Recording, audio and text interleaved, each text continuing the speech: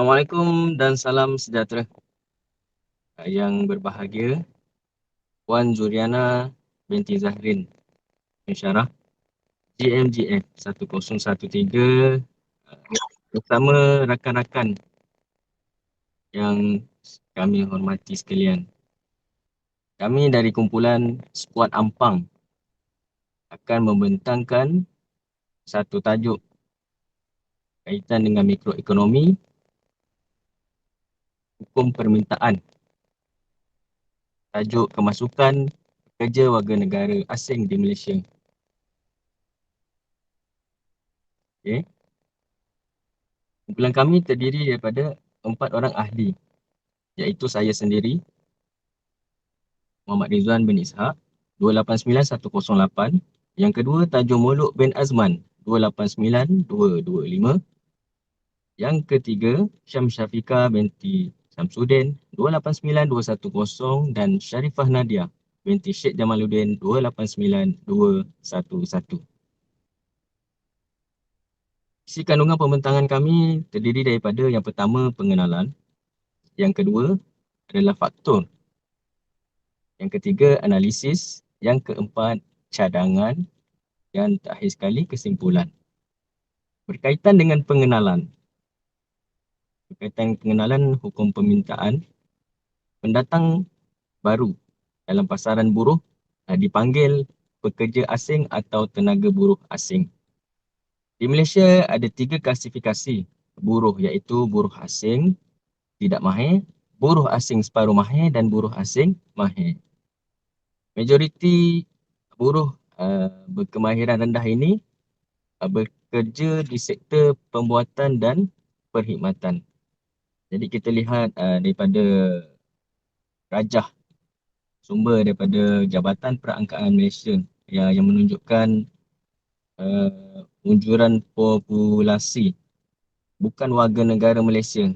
Kalau ikut pada tahun 2015, 2016, 2018, 2020 dan seterusnya itu ada menunjukkan peningkatan kemasukan adalah daripada tenaga buruh.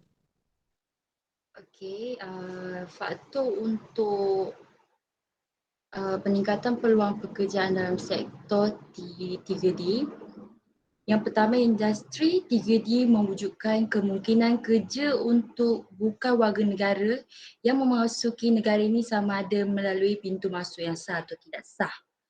Yang kedua, buruh asing diperlukan adalah buruh tidak mahir atau mahir, namun setiap negara memerlukan khidmat pekerja asing untuk meningkatkan tahap pengeluaran negara secara meluas dan melonjakkan ekonomi ke tahap yang lebih tinggi.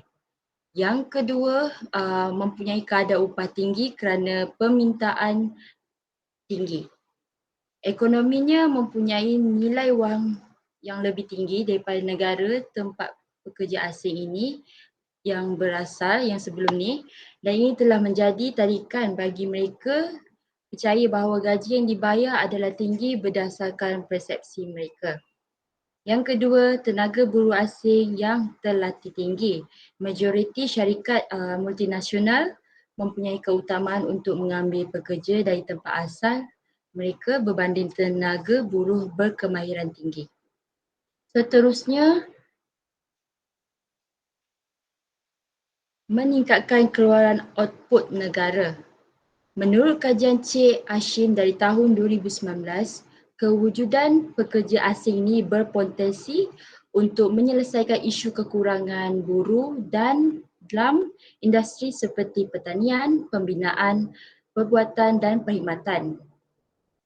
Yang last sekali, kemasukan pekerja antarabangsa ke dalam pasaran buruh sesebuah negara berpetisi untuk memberi kesan yang ketara ke atas industri yang diakui menyumbang secara berterusan kepada peningkatan pengeluaran.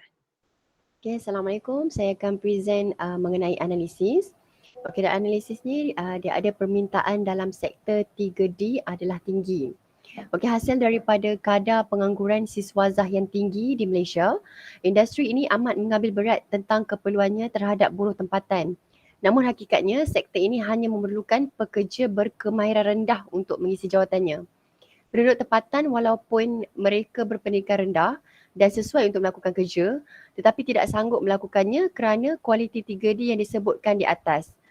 Okey, ini dipetik daripada Dr. Rama 2016. Akibatnya, peluang pekerjaan di negara ini telah menjadi alternatif utama bagi penduduk asing yang ingin datang dan mencari rezeki kerana tekanan hidup dan keperluan untuk memastikan kehidupan seseorang itu terus maju.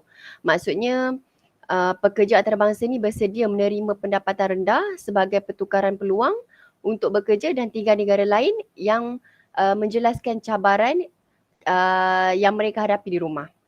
Okay, seterusnya adalah tukaran asing dan permintaan tinggi. Menurut Nur Sabrina MP Rahma I Abdul Khair A 2018, majoriti pekerja asing yang memasuki negara ini berasal dari negara berikut iaitu Indonesia, India, Nepal, Bangladesh dan Filipina.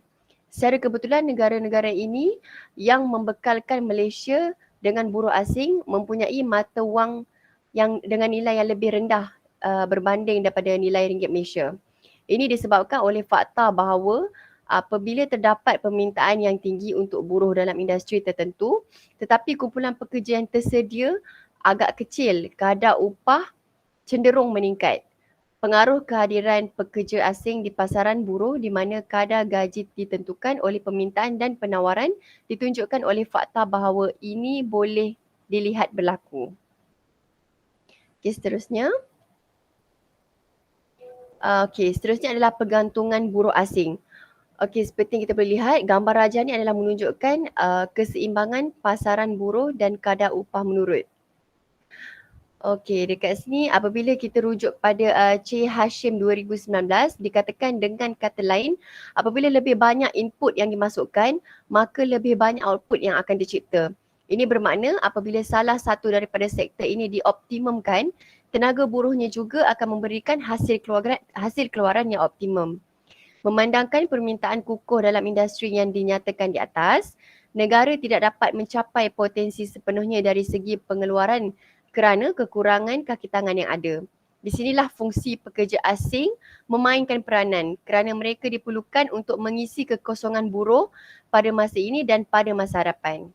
Walau bagaimanapun, orang dari negara lain tidak mempunyai terlalu banyak kebolehan dalam medan 3D tersebut bagi membantu kerajaan dalam mengurangkan pergantungan kepada buruh dari negara lain. Okay, baik. Assalamualaikum dan kepada rakan pelajar semua. Saya Tajamul bin Azman, nombor matrik 289225. Seterusnya saya akan kupaskan sedikit cadangan berkenaan hukum permintaan. Baik, terdapat 3 cadangan bagi merancangkan hukum permintaan pekerjaan. Yang pertama adalah mengemaskini industri 3D, membawa masuk rekrut buruh berkemahiran tinggi. Yang nombor 3, tentukan gaji minimum. Baik, mengemaskini industri 3D. Sektor 3D mampu mengubah keadaan pekerjaan menjadi kuasa pendudukan yang mempunyai nilai taraf tinggi seperti pekerjaan lain dalam segmen yang lebih penting. Menggunakan peralatan dan jentera yang elegan dan canggih bagi menggalakkan rakyat mengisi kekosongan jawatan yang ada sekarang kerana sektor ini banyak dimonopoli oleh pekerja dari negara lain. Penaiktarafan pekerjaan diambil seiring dengan gaji yang mampu dimiliki. Maka ini akan menarik minat khususnya golongan muda untuk mencuburi sektor 3D. Terusnya, membawa masuk rekrut buruh berkemahiran tinggi. Sumbangan buruh asing terhadap produktiviti dalam pengeluaran negara hanya signifikan secara positif apabila ia datang daripada buruh asing mahir dan berasingan yang mahir. Ia hanya berkesan dalam jangka masa panjang selepas mengekstrak pengalaman yang diperlukan untuk pekerja itu. Untuk mengambil pekerja baru yang kurang berpengalaman, majikan mestilah memberi keutamaan kepada rakyat Malaysia sendiri. Baik, cadangan yang terakhir adalah tentukan gaji minimum.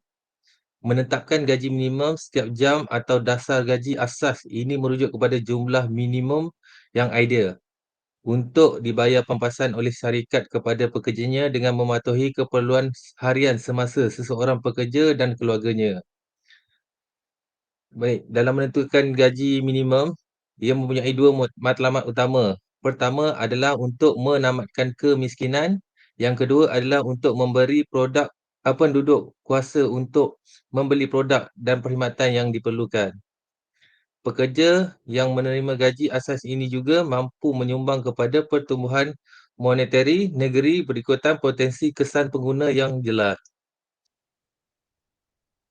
Baik, sebagai kesimpulan daripada hukum permintaan ini adalah undang-undang permintaan terpakai kepada isu buruh asing.